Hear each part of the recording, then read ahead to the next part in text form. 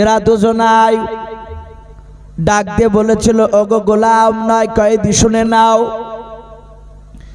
আমরা দুই ভাই রাত্রিবেলা দুটো স্বপ্ন দেখেছি। আমরা রাত্রিবেলায়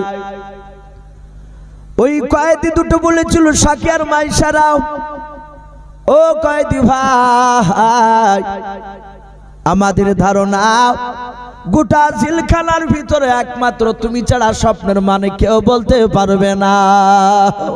বলুন সুবহানাল্লাহ। এরা দুজনা বলছে, আমার ধারণা তুমি ছাড়া কেউ পারবে না।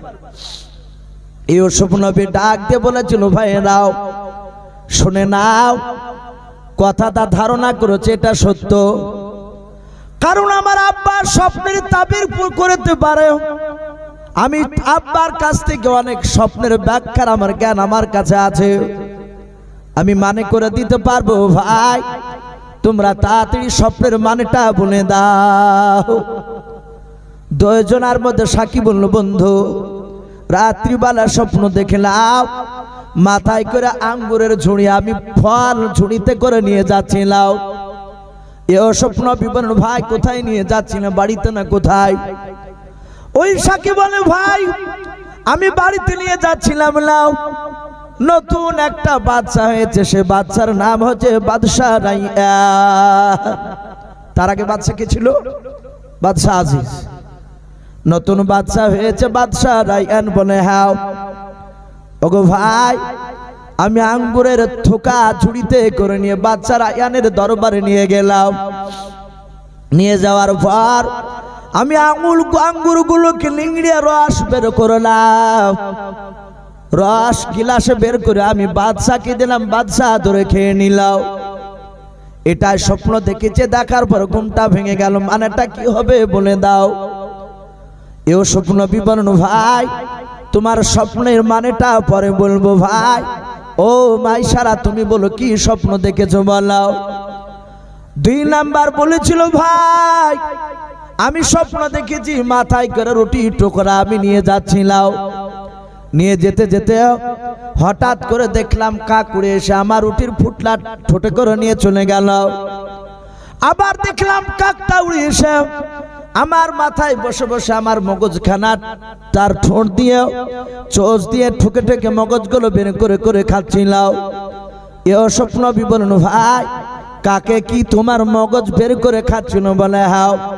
ডাক দিয়ে বলে, ভাই আমি দুজনার স্বপ্নের মানে করে দিয়েছি, শোনাও। মাইশারা বলে, ভাই সাকি বলল, ভাই আমি বলেছি আপনি আমার আগে স্বপ্নের মানেটা বলো। ডাক দিয়ে বলেছিল, ভাই তুমি ফলের রস নতুন রাইয়ান বাচ্চাকে খাওয়াছিলে। বলে, হ্যাঁ। তোমার স্বপ্নের তাবিরে পাওয়া যায় 1 মাসের মধ্যে তুমি এই বাদশার দরবার থেকে জেলখানা থেকে আজাদ হওয়ার পর, আসামি থেকে তুমি ছুটি পাওয়ার পর, ছাড় পাওয়ার পর নতুন বাদশা রাইয়ানের তুমি ফল পরিবেশন করা ডিপার্টমেন্টে চাকরি পাবা। বলুন সুবহানাল্লাহ। দ্বিতীয় জনা ভাবছেন, ভাই মনে হয় আমিও চাকরি পাবো। ও তো চাকরি পাবে তাই বললো। ভাই তোমার স্বপ্নে তাবিরে পাওয়া যাচ্ছে 3 দিনের মধ্যে তোমাকে জেলখানার ভিতরেই জবাই করে দিবে। কথা বুঝতে পেরেছে? যাহাতে জবাই করা কথা বলে যখন এরা দুজনায় বলছে, বাদশাহ ওই কয়েদিকে বলছে, এই গোলাম, এই কয়েদি ভাই ইউসুফকে বলছে, ও চাকরি আর আমি মৃত্যু, তুমি স্বপ্নের লও বুঝো না। বলে, ভাই আমি সত্য বলেছি, স্বপ্নের তাবির এটাই পাওয়া যাচ্ছে। বলে, ভাই আমরা দুজনাই স্বপ্ন আদৌ দেখি নাই, আমরা মিথ্যা করে বলেছি। বলুন আস্তাগফিরুল্লাহ। ইউসুফ নবী বলেন, ভাই মিথ্যা বলার যাই বল, স্বপ্ন যখন বলেছো আমি যখন মানে করেছি, আজ না ঘটলে ঘটবি একদিন একদিন। এরা থাকতে লাগলো।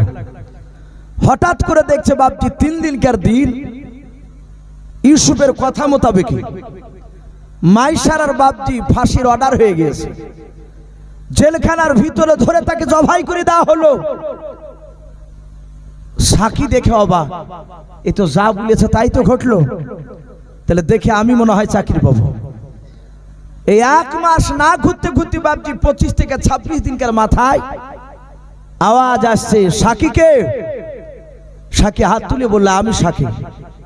বলো ভাই বাদশা রায়্যান তোমার জেলখানা থেকে তোমাকে মুক্তি দিয়ে দিয়েছে, শুধু তাই নয় বাদশা রায়্যানের তোমার চাকরি দিয়ে দিয়েছে। ইউসুফ নবীর হাতখানা ধরে বলো ভাই তুমি যা বললে সত্যি ঘটে গেছে তো। বলে আমি তাহলে তো চাকরি পেয়ে গেছি ভাই, আমি বাদশা দরবারে চললাম, বাড়িতে বিবিকে দেখে বাদশা দরবারে যাব। ইউসুফ নবী হাতখানা ধরে বলো ভাই আমি বহুদিন থেকে জেলে আছি ভাই, আমি আব্বাকে দেখিনি বহুদিন, মাকেও দেখি নাই। শোনো আজিজ আর জুলাইখা আমাকে জেলে ভরেছে। তো বাদশা রায়্যান তো জানা না কি কারণে জেলে ভরেছে। তো নতুন বাদশা রায়্যানের দরবার যখন থাকবা তখন একটু বলবা বাদশা নামদার বহু কয়েদি আছে তারা বিনা দোষে জেল খাটছে, আমাদের দেশে নাই বিনা দোষে বাপজি অনেক ভালো লোক জেল খাটছে। যে মানুষকে জবাই করেছে এরকম বুক ফুলে ঘুরিয়ে বেড়াচ্ছে সে লোক, আর যে দেখলো তাকে জেলখানার বাপজি ঘানি টানতে হয়েছে। তো বললো একটু বাদশাকে বলো যে না জেলখানাটার আসামিগুলো যেন একটু তদন্ত করে, একটু তদন্ত করলে আমি একটু ছাড় পাবো। রায়্যান বললো, সাকিব বললো ভাই চিন্তা করো না। বাদশা রায়্যানের কাছে চলে গেছে, ওদিকে জুলাইখা বাপজি পাগলির মতো, ওর স্বামী তার বাদশা নাই, আজিজ জুলাইখাকে বাড়ি থেকে বের করে দিয়েছে, শুধুই গোলাম গোলাম করে কাঁদিয়ে বেড়ায়, রাস্তা রাস্তা ঘুরিয়ে বেড়ায়। বাদশা রায়্যান সাকিকে নিয়ে থাকতে লাগলে বেশ বাপজি মাস তিনেক ঘুরতে ঘুরতে নয় 2 বছর বাপজি পার হয়েছিল, বলুন আলহামদুলিল্লাহ। আর ই ছিল গোলাম আসামি, এই চাকরি পেয়ে বাপজি ভুলে গেছে ইসুফের কথা। বহু মানুষ আছে বাপজি হঠাৎ করে গরিব যদি বড় লোক হয়ে যায়, সবাই না, অনেক মানুষ আছে পূর্বের কথা ভুলে যায়। তো হযরত ইউসুফের বাপজি কথা সে ভুলে গেছে। বাদশা রায়্যান তিনি স্বপ্ন দেখছেন, হঠাৎ করে একদিন 7টা পাতলা দুবলা গরুতে হিষ্টপুষ্ট গরুকে তাড়িয়ে ধরে গেছে। আরো স্বপ্ন দেখছে 7টা শুকনো শীষকে শস্যের তাজা 7টা শীষের 7টা শুকনো শস্যের শীষকে বাপজি ধরে গেছে। এর মানে কি হবে? বাদশা রায়্যান সকালবেলা তার রাজ দরবারে স্বপ্নের কথা বলল। শত শত স্বপ্নবিদরা ছিল, সবাই মানে করলো, কিন্তু বাদশা রায়্যানের কারো বাপজি স্বপ্নের মানে পছন্দ হলো না। লাস্টে ওই সাকি ফল নিয়ে যেতে যেতে মনে পড়েছে বাদশা কারো কথাই তো আপনি মানছেন না, পছন্দ হয়নি। আমার একটা কথা মনে পড়ে গেছে, আমার মনে হয় ওই আসামিটা এখনো জেলখানায় ভরা আছে। হে বাদশা নামদার, যদি আপনি অনুমতি দেন তাহলে আমার ওই বন্ধু আসামির কাছ থেকে আমি মানেটা জানি নিয়ে আসবো। আমরা 2 ভাই স্বপ্ন দেখেছিলাম, যা বলেছিল তা ঘটে গেছে, আমার মনে হয় ও ছাড়া কেউ পারবে না। রায়্যান বলে এখনো করছে কি যাও, আমি স্বপ্নের তাবির না পাওয়া পর্যন্ত আমি পানি গ্রহণ করব না। চলে গেল। জেলখানে গিয়ে দেখছি ইউসুফ নবী বসে আছে। ইউসুফ নবী দেখে বলেন ভাই আজ মনে পড়েছে আমার কথাও? বলো ভাই ভুলে গিয়েছিলাম, ক্ষমা করো বন্ধু। আমাদের বাদশা রায়্যান এই স্বপ্ন দেখেছে, মানে কি হবে বলো? বলে তোমাদের বাদশা? বলে হ্যাঁ। কারো স্বপ্নের মানে পছন্দ করেনি? বলে না। বলে আমি স্বপ্নের মানে করে দিলাম। বলো গা বাদশা রায়্যানকে যে আল্লাহ এই বছর সামনে বছর প্রচুর ফসল দিবে, 7 বছর ফসল আল্লাহ 1 বছরে দিবে, তারপরে পরপর 6 বছর অনাবৃষ্টি হবে, ফসল হবে না, এলাকায় দুর্ভিক্ষ দেখা দিবে, মিশরের বাইরেও। শোনো বাদশা রায়্যানকে বলো যত ফসল হবে সব ফসলগুলো যেন বাদশার গোডাউনে ভরে রাখে। পার্শ্ববর্তী এলাকায় দুর্ভিক্ষ দেখা দিবে, পানি হবে না, তারা খাবারের জন্য ছটফট করবে, তখন মিশরের বাদশা অল্প অল্প করে খাবার দেবে, টাকা নিবে আর খাবার দিবে। এতে লোকের প্রাণও বাঁচবে, তার সাথে সাথে আমাদের বাদশা রায়্যানের সুনামও হবে। যাও মালগুলো যেন এক জায়গায় যেন ভরে রাখে। বাদশা রায়্যানকে গিয়ে বাপজি কথাটা বলা হলো। বাদশা রায়্যান ইউসুফের স্বপ্নের মানেকে পছন্দ করলো, বলুন আলহামদুলিল্লাহ। রায়্যান বলল এই ছেলেটার কথা শুনে মনে হচ্ছে বুদ্ধিজীবী, ওকে নিয়ে গিয়ে ডেকে ইউসুফ নবীকে ডাকতে গেলে ইউসুফ নবী বলেন আমি একজন আল্লাহওয়ালার ছেলে, এই আমাকে বিনা দোষে জেলখানায় ভরেছে এর পূর্বেকার বাদশা আজিজ আর জুলাইখা। লোকেরা অনেকে ধারণা করছে আমি দূষিত, কেন আমাকে জেলখানায় ভরেছে? আমি দোষী নয়, এটা জানি নির্দোষ যতক্ষণ পর্যন্ত আমাকে প্রমাণ না করবে, আমি বাদশা রায়্যানের কথা শুনে আমি তার দরবারে যাব না। বলুন আলহামদুলিল্লাহ। নবীরা দোষ করে কথা বলে? কোন নবী দোষ করে না, নবীরা মাসুম। তাই এটা প্রমাণ করার জন্য বললে বাদশা রায়্যান বলল, ওকে জেলখানায় কে ভরেছে সেটা তদন্ত করতে হবে। বলে হ্যাঁ। বলে বাদশা আজিজ আর জুলাইখা ডাকা হলো। হাজার হাজার লোক বাপজি গেল, জুলাইখাকে রাস্তা থেকে টেনে ধরে নিয়ে আসলো। সে পাগলির মতো ঘুরিয়ে বেড়াচ্ছে। আজিজ বয়স্ক হয়েছে, বলল এই গোলামটাকে কেন জেলে ভরেছ? জুলাইখা বলল, বিনা দোষে আমরা একে জেলখানা দিয়েছি। জোরে বলুন সুবহানাল্লাহ। আজিজও বলল কোনো দোষ নাই। ইউসুফ নবী নির্দোষ প্রমাণ হয়ে গেল।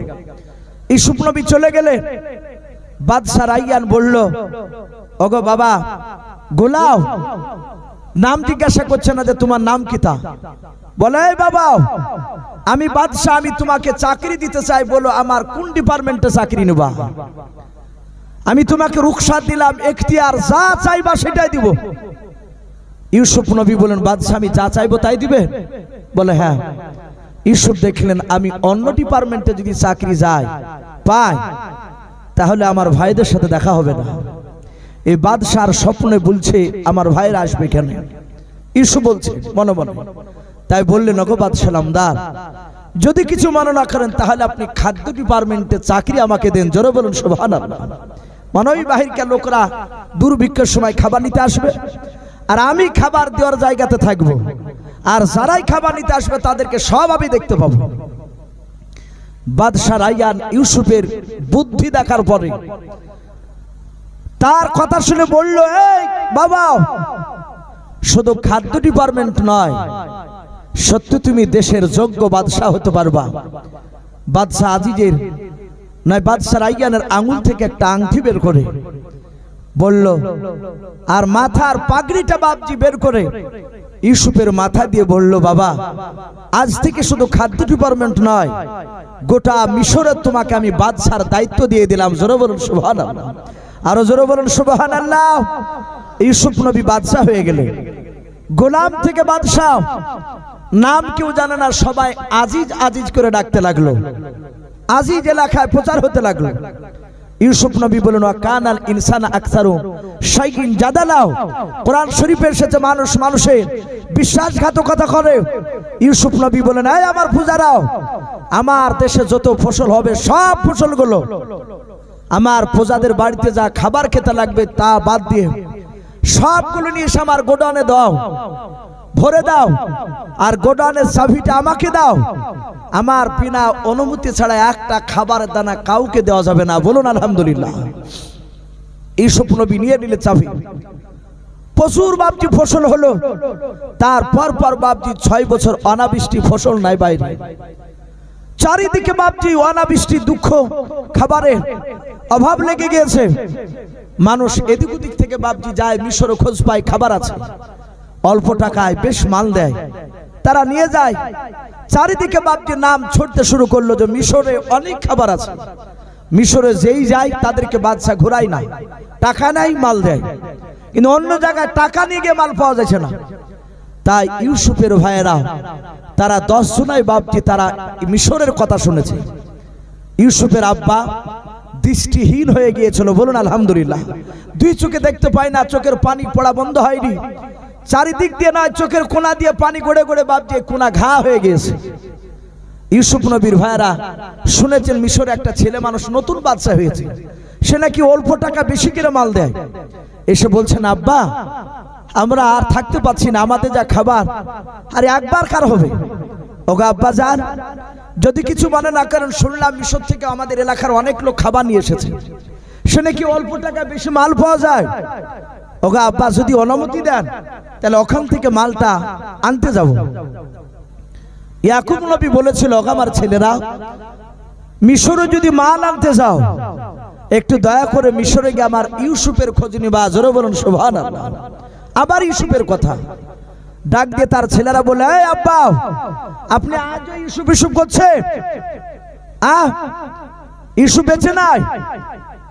ডাক দিয়ে বলেছিল, বাবা আমি চোখে দেখতে পাই না কিন্তু কানে তো শুনতে পাই, আমি নাকে তো নিঃশ্বাস পাই। আমি বসেছিলাম, বাবা এই দিকটা মিশর না?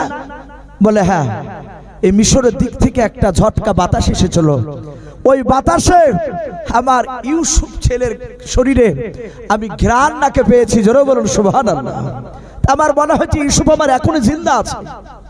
এরা ধমক দিয়ে বলে, আব্বা ইউসুফ বেঁচে নাই। চুপ করে গেল। বলে, আব্বা আপনি যেতে দিবেন কিনা বলো। বলে দিব। যা, অল্প টাকা যদি বেশি মাল পাই যাও। 40টা বাপ যে টাকা ছিল ইয়াকুব নবী, টাকাটা পুটলাতে বেঁধে দিলেন। ইউসুফ নবীর মা ডাক দিয়ে বলছিল, আমার ছেলেরাও অত দূর রাস্তা হেঁটে যাবা, 40টা টাকা নিয়ে বেশি মাল পাবা না। দূরে যখন যাচ্ছ মিশরে, আমাদের তো আর টাকা নাই।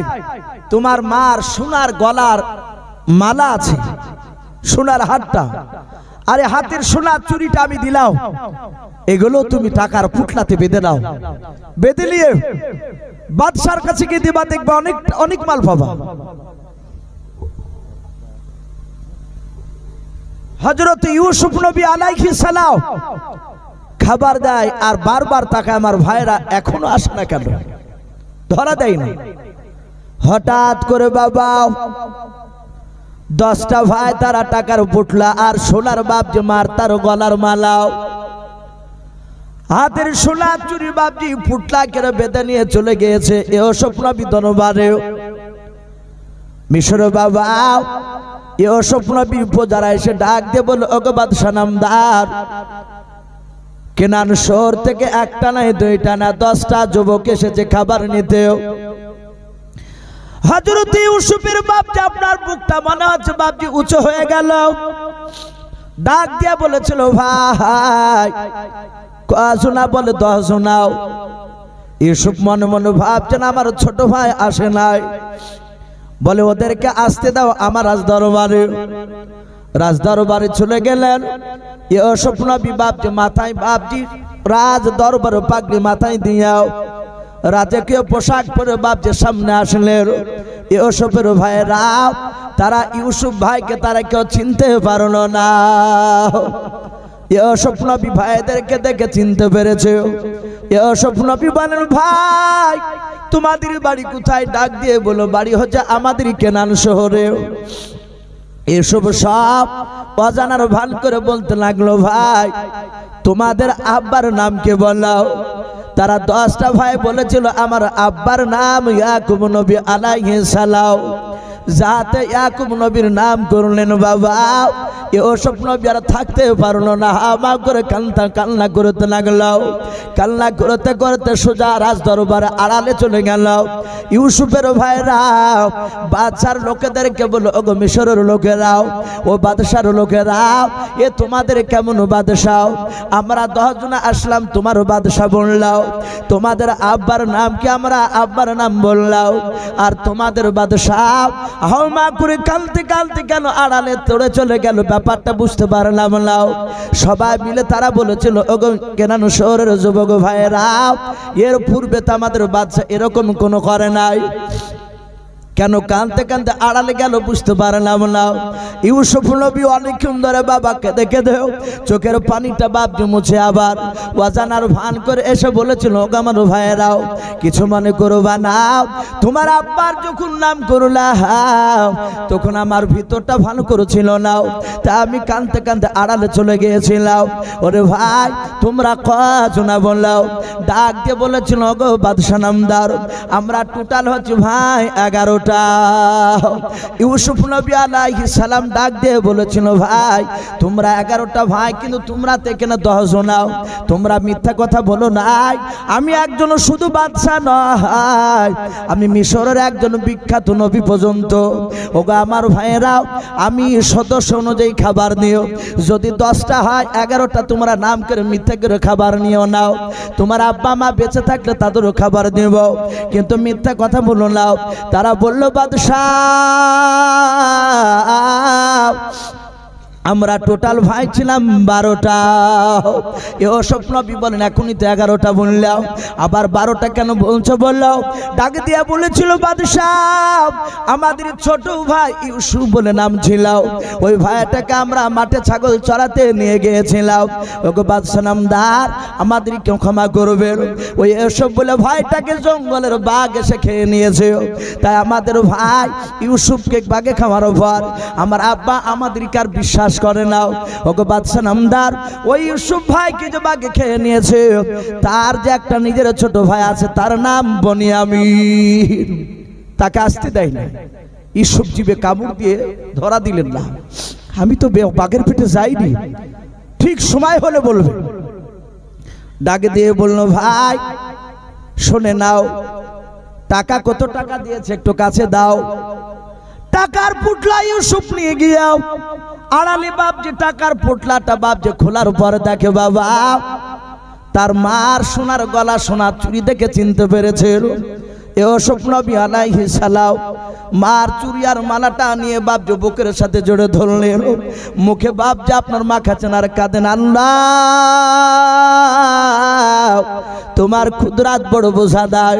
ওগো মালিক আমার আব্বা মা খেতে না পেয়ে সোনার মালার সোনার চুড়ি পর্যন্ত খুলে দিয়েছে খাবারের জন্য, আর তুমি তার সন্তানকে মিশরের বিখ্যাত তুমি বাদশাহ বানিয়ে দিয়েছো। ইউসুফ নবী কাঁদলেন অনেকক্ষণ ধরে। আবার যেভাবে ছিল সেভাবে পুটলাটা বেঁধে ইউসুফের খাস একটা বাপজি প্রজাকে ডাকলেন, ডেকে বলল ভাই এই পুটলাটা নাও। বলে কি করব? বলে ভাই এই পুটলাগুলো ওই যে ওরা খাবার নিতে এসেছে, ওদের যে কোনো একটা বস্তার ভিতরে এই টাকাটা ভরে দিব যেন ওরা জানতে না পারে। ইউসুফ নবীর এটা উদ্দেশ্য ছিল আব্বার কাছে গিয়ে বলবে, মাল বের করতে গিয়ে দেখবে আব্বা, আব্বার কাছে আমার ভাইরা বলবে আব্বা টাকা ফেরত দেওয়া দেখে যেন বুঝতে পারে যে আমার ছেলে ছাড়াই কাজ কেউ করতে পারবে না। জোরে বলুন সুবহানাল্লাহ। নিশ্চয় আমার ছেলে জিন্দা আছে যেন বুঝতে পারে। ইউসুফের বাপ যে আপনার ভাইরা তারা সেখানে বাপ যে থাকতে লাগলো, খাবার দিল অনেক খাবার। বলো ভাই এ টাকাতে কিন্তু তোমরা 7 দিনকার খাবার পাও না, কিন্তু আমি তোমাদেরকে তবু 7 দিনকার নয়, আমি তোমাদেরকে 15 দিনকার খাবার দিলাম।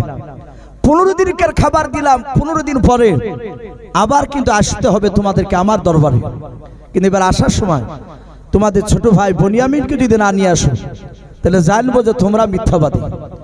না নিয়ে আসলে খাবার দিব না, নিয়ে আসলে খাবার দিব। বলে বাদশাহ আব্বা তো আমাদেরকে বিশ্বাস করে না ইউসুফ ভাই মরার পর থেকে। বলে তা বিশ্বাস করলো না করলো ও দেখে আমার লাভ না, তাহলে জানবো যে তোমরা মিথ্যাবাদী। না নিয়ে আসতে পারে। এরা চলে আসলো। ইয়াকুব নবী রাত দিন 24 ঘন্টা বাপজি কাঁদে, 1 সেকেন্ডের জন্য ঘুম যায় নাই, আর চোখের পানিও পড়া বন্ধ হয় নাই। এরা গিয়ে বলে আব্বা বাদশাহ খুব ভালো, টাকা যে ফেরত দিয়েছে ফ্রিতে খাবার দিয়েছে এরা জানে না। বলে আব্বা অনেক খাবার দিয়েছে। খাবারগুলো ঢালে দেখো, খাবারগুলো ঢালতে গিয়ে দেখছে বাপজি টাকার পুটলা। বলে আব্বা এই যে টাকা ঘুরিয়ে দিয়েছে, মার মালা সোনার হাতে চুরি ঘুরিয়ে দিয়েছে, বাদশাহ ফ্রিতে খাবার দিয়েছে। ইয়াকুব নবী আলাইহিস সালাম মুচকে হেসে উঠলেন, বলুন আলহামদুলিল্লাহ। এরা 10 ভাই বলল আব্বা যেদিন থেকে ইউসুফ ভাইকে বাগে খেয়েছে সেই দিন থেকে না আজ পর্যন্ত আপনাকে কোনোদিন হাসতে দেখি নাই, আজ আপনাকে হাসতে দেখলাম। বলল বাদশাহ খুব ভালো তাই না? বলে আব্বা খুব মিষ্টি কথা বাদশাহ, খুবই ভালো লাগলো। 15 দিন খাবার ফুরানোর পর ছেলেরা গিয়ে বলছেন আব্বা এবার তো আবার যেতে হবে। কোথায়? বলে মিশরে। বলে আব্বা আমাদের ছোট ভাই বনিয়ামিনকে না দিলে ওই বাদশাহ আমাদেরকে মিথ্যাবাদী বলবে, খাবার দিবে না। বলে বাবা আমি বনিয়ামিনকে আর হারাছি না ইউসুফের মতো। বলে আব্বা না দিলে খাবারও তো দিবে না। আব্বা চিন্তা করবে না, ভুল মানুষের একবারই হয়। বনিয়ামিনকে নিয়ে যাব, যদি বনিয়ামিনের কোনো ক্ষতি হয়ে যায় আমরা 10টা ভাইয়ের মধ্যে কথা দিছি 6টা ভাই মিশরই থাকবো, 4 জনা বাড়িতে আসবো। যতদিন পর্যন্ত বনিয়ামিনকে ছাড় করে না আনতে পারবো ততদিন পর্যন্ত আপনার সামনে মুখ দেখাবো না 6টা ভাই। ইয়াকুব নবী বলেন আমি তোমাদের কথা বিশ্বাস করি না, তাওয়াক্কালতু আলাল্লাহ, ভরসা করি কাকে? জোরে বলে আল্লাহকে। বলে বাবা নিয়ে যাও। কিন্তু আমার বনিয়ামিনকে একটু লক্ষ্য রাখো, বনিয়ামিনের কিছু হয়ে গেলে আমি আর সহ্য করতে পারবো না। আমি ইউসুফের কতটা মহব্বত, বনিয়ামিনকে দেখে একটু কাটা। চলে গেল। আবার ডাক দিয়ে বলেছিল বাদশাহ, ওই মিশরের লোকেরা আবার এসেছে খাবার নিতে। বলেন কয়জনা? বলে 11। হযরত ইউসুফ বুঝতে পারলেন আমার ছোট ভাই বনিয়ামিন এসেছে। এক মায়ের সন্তান, অনেকদিন দেখা নাই ভাইকে। ইউসুফ নবী অজানার ভান করে বাবা ইউসুফের ছোট ভাইকে দেখতে পেয়েছে। ইউসুফের চোখের কোনা দিয়ে বাপ যে পানি গড়ছে বনিয়ামিনকে দেখে। ভাই বনিয়ামিন চিনতেও পারে না। ইউসুফ বলে বলে ভাবেন আল্লাহ অনেকদিন কোলে করে নিয়ে বাড়িয়েছে ছোট ভাই বনিয়ামিনকে, আজ দেখতে পেয়েছি। ডাক দিয়ে বলেছিল ভাই তোমাদের মধ্যে শুনে নাও কে বনিয়ামিন ভাই, আমি তো চিনি না, একটু চিনা দাও। ইউসুফের ভাইরা বলে এই দেখেন সেই বাগে খাও ভাই ইউসুফের ভাই বনিয়ামিন। হযরত ইউসুফ বলেন তোমরা সত্যবাদী নবীর সন্তান। ও ভাইরা কিছু যদি মনে না করো আমার তরফ থেকে ফ্রিতে তোমাদেরকে খাবার খেতে দেব। বলো খাবার খাবে কে? নাও। ডাক দিয়ে বলেছিল বাদশা নামদার শুনে নাও, আমার আব্বা ওই ভাই ইউসুফকে খাওয়ার পর থেকে কোনোদিন হাসি দেখতে পাই না। ওগো বাদশাহ আপনি যে ফ্রিতে খাবার দিয়েছে আমাদেরকে তো বলেন না। খাবার খুলতে গিয়া ভিতরে দেখলাম টাকার পোটলা মালা ভরা আছে। আমার আব্বাকে শোনালাম, আমার আব্বা চোখে দেখতে পায় না ওই ইউসুফ ভাইয়ের জন্য কেঁদে কেঁদে পাগলার মতন হয়ে গিয়েছে। যাহাতে বললাম ফ্রিতে দিয়েছে, মাল ঘুরে দিয়েছে, টাকা পয়সা, সাথে সাথে আমার আব্বা মুচকি হেসেছে। ওগো বাদশাহ সত্যি আপনার কি বলে আপনার শুকরিয়া আদায় করবো, আমরা আর ভাষা খুঁজে পাই না। আপনি সত্যি ভালো বাদশাহ, আপনার খাবার কেন খাবো না? আপনার খাবার খেলে আব্বা শুনলে আরো খুশি হবে। বলো ভাই বসো। বাবুর্চিকে ডেকে বললো দামি দামি খাবার বানাও। খাবার বানানো হলো। খাবার বানানোর পরে ইউসুফ বললো তার প্রজাদেরকে, এই ওরা 11 জনা, বাসনে খাবার সাজাও 6 খানা। কটা বললাম? 6টায়। 6টা বাসনে খাবার সাজিয়ে বলো গাও বাদশার হুকুম এক একটা বাসনে যেন 2 জন করে খাবার খায়, 2টো করে ভাই, 3 জন জানে না বসে। এটা বাদশার অর্ডার। এরা খাবার নিয়ে গিয়ে বলে না গো ভাইরা বাদশা বলেছে 3 জন করে নয় 2 জন করে খাবার খেতে বলেছে এক একটা বাসন। ওরা 10টা ভাই, এক মায়ের বাবা সন্তান ছিল। ওরা 5টা বাসনকে বাপজি টেনে নিয়ে তারা আনন্দ করে পাল্লা পালি দিয়ে খাবার খেতে লাগলো 2টো করে ভাই বসে। হযরত ইউসুফের ছোট ভাই বনিয়ামিন ভাই 6 নাম্বার বাসনটা বাপজি আপনার কাছে টেনে নিয়ে খাবার খাই নাই। হাওমা করে বাপজি কান্না করেছে, আর ভাইদের খাওয়ার দেখে দেখে আরো কান্না করেছে। ইউসুফ নবী আলাইহিস সালাম কিছুক্ষণ পর অজানার ভান করে এসে বলেছিল, ওগো বনিয়ামিন ভাই ওরা খাচ্ছে আর তুমি কেন কান্না করছো, কেন খাও না বললাও? বনিয়ামিন ডাক দিয়ে বলেছিল বাদশাহ এমন হুকুম করেছেন, এমন অর্ডার দিয়েছেন আপনি। বলে কি অর্ডার? বলে এক একটা বাসনে 2টো করে ভাই বসবা, 3 জনে বসবা। নাও। ওগো বাদশাহ ওরা যে 5টা বাসনে 10টা ভাই কাছে, ওরা এক মায়ের 10টা ভাই, দেখুন কত আনন্দ করে তারা খাবার কাছে। বলে হ্যাঁ। ওগো বাদশাহ আমি কান্না করছি ওদের খাওয়া দেখে, আমার ভাই ইউসুফের কথা মনে পড়ে যায়। ও বাদশাহ আমার ভাই ইউসুফ যদি আজ বেঁচে থাকতো, আমি ওই ইউসুফ ভাইকে নিয়ে ওদের সাথে পাল্লা পালি নিয়ে খাবার খেতাও। ইউসুফ নবী বলেন ওগো আমার ভাই বনিয়ামিন ইউসুফ ভাই এখন বেঁচে নাই। বলে না আর বেঁচে নাই। বলে আর কান্না করে লাভ নাই, আমি তোমাদের বাদশাহ, আমি যদি তোমার সাথে যদি খাবার খাই, বলো তোমার ভাই ইউসুফের জন্য কান্না বন্ধ করবে কিনা? বনিয়ামিন বলেছিল বাদশাহ আমার বাসনে আপনি খাবেন? বলে হ্যাঁ। বলে এত বড় মিশরের বাদশাহ যদি আপনি খাবার খান, কথা দিচ্ছে আমার ভাই ইউসুফের কথা ভুলে যাব। ইউসুফ নবী পয়গম্বর ডাক দিয়ে বলেছিল গো বনিয়ামিনের ভাইরা তোমার ভাই বনিয়ামিন ইউসুফের জন্য কান্না করছে, ইউসুফ তো বেঁচে নাই। বলে নাও। বলে ভাই কিছু যদি মনে না করো, আমি বাদশাহ আজিজ, আমি যদি খাবার খাই তোমার বনিয়ামিনের সাথে বসে কান্না নাকি বন্ধ করবে? যদি অনুমতি দাও তাহলে খাবার খেতাও। সবাই মিলে বলল বাদশাহ এত বড় সৌভাগ্য আমার ভাই আমাদের, আপনি খেলে আব্বা আরো খুশি হয়ে যাবে, চিন্তা করবেন না, হুকুম দিয়ে দিলাম। ইউসুফ নবী বলেন ওগো আমার ভাইরা কেলেন শহরের যুবকেরাও, আমার এটা বদ অভ্যাস, বলে কি যেদিন থেকে বাদশাহ হয়েছে আমি সেদিন থেকে আমি ফাঁকা জায়গায় খাবার খাই নাই। আমার রাজ দরবারে একটা ঘর আছে, ওই ঘরে নিয়ে গিয়ে আমি তোমার ভাই বনিয়ামিনকে নিয়ে খাবার খাবো, খাবার খাওয়ার পর আবার তোমার বনিয়ামিন ভাইকে ফিরে দিব, চিন্তা করো নাও, যদি অনুমতি দাও তাহলে নিয়ে যাব। সবাই মিলে বাদশাহ নিয়ে যান, আমাদের তারও সৌভাগ্য, বাদশার রাজ দরবারে গিয়ে ছোট ভাই খাবার খাবে। হযরত ইউসুফ বাপজি হাতখানা ধরে, বাসনখানা বাপজি বাম হাত দিয়ে ধরে ইউসুফকে ডান হাতে ধরে ঘরে বাপজি ইটি বলে বাপজি নিয়ে গেলেন টেবিলের উপরে। রাজ দরবারে নিয়ে যাওয়ার পর ইউসুফ নবী বাপজি আপনার বাসনটা রেখে নিও। ইউসুফ নবী বলেন ওগো ভাই বনিয়ামিন দেরি করো না, খাবার তাড়াতাড়ি খাবার খেতে শুরু করে দাও। এই বলে আমার হযরত ইউসুফ নবী বাদশাহ মাথার পাগড়িটা বাপজি খুলে টেবিলে বাপজি খাবারের পাশে রেখেছে। বনিয়ামিন খাবার তুলতে গিয়ে আর বাপজি খাবার বাপজি মুখে তুললো নাও, হাও মা করে ঘরের ভিতরে বাপজি কান্না শুরু করে দিলাও। আমার ইউসুফ নবী পয়গম্বর ডাক দিয়ে বললাম ওরে ভাই বনিয়ামিন ভাই